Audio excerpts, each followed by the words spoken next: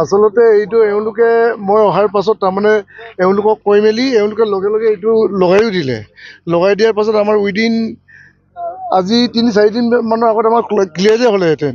কিন্তু আমাৰ অভিযোগ এটা হ'ল কি, এই মাটিৰ মালিকটোৱে কৈছে যে কালভাৰ্টটো পিছফালে নিব লাগে। কিন্তু কালভাৰ্টটো যিহেতু তাত ৰাইট এংগুল টাৰ্ণিং পইণ্ট এটা, কাৰণে তালৈ নিব নোৱাৰোঁ আমি। এই পইণ্টটো আপোনালোকে নিজেই দেখিছে, একদম ছাইডতে আছে। এই মাটিৰ মালিকৰ প্ৰব্লেমৰ কাৰণে আমি এই চাইড হেৰিটো তাৰমানে ক্ল'জ কৰিব পৰা নাই। উপপথটো এইটো চেইন কেবল দি কিনে ধুনীয়াকৈ কৰা আছে। পানী পানী হৈ থাকে না, আচলতে উপপথবিলাকত তাৰমানে আপোনালোকে নলাৰ মাজতে কৰি দিছে। ইয়াত ল'ৰা ছোৱালী এতিয়া পাৰ হ'ব পৰা নাই, কোনো আচলতে না, ঠিকে আছে।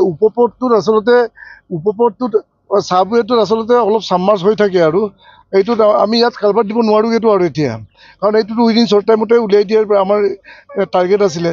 কিন্তু নাই, এতিয়া মই আজি এটা ইনষ্ট্ৰাকশ্যন দিছোঁ, যদি মাটিৰ প্ৰব্লেমটো ছল্ভ নহয় তেতিয়াহ'লে উইদিন 3 দিনৰ ভিতৰত বাঁহৰ দলং এখন উলিয়াই দিবলৈ মই এইমাত্ৰ ইনষ্ট্ৰাকশ্যন দিছোঁ। আপোনালোকে কওকচোন, এই গাঁতটো খান্দি থোৱা এতিয়া কেইমাহ হ'ল?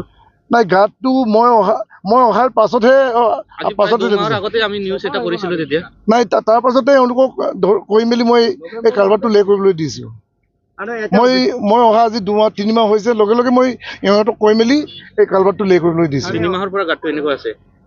নাই, তাৰ আগতে মই অহাৰ হেৰিৰ পাছত মই যেতিয়াই মোৰ নটিচত আহিছে, লগে লগে কণ্ট্ৰেক্টৰৰ লগত ডিছকাছ কৰি মেলি এইটো লে কৰিবলৈ দিলোঁ মই।